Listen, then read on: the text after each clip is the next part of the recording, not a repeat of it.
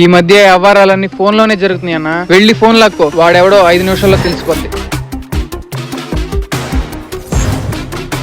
శ్రీలక్ష్మి, ఏంటన్నయ్య? ఒకసారి నీ ఫోన్ ఇవ్వు. ఎందుకు? నేను ఇవ్వను. ఫోన్ ఇవ్వు.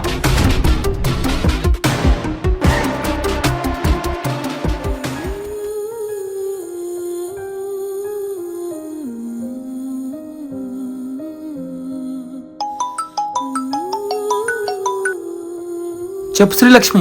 ఏమండి, నా ఫోన్ మా అన్నయ్య లాగేసుకున్నాడండి. ఎందుకే? అనుమానం వచ్చినట్టుందండి.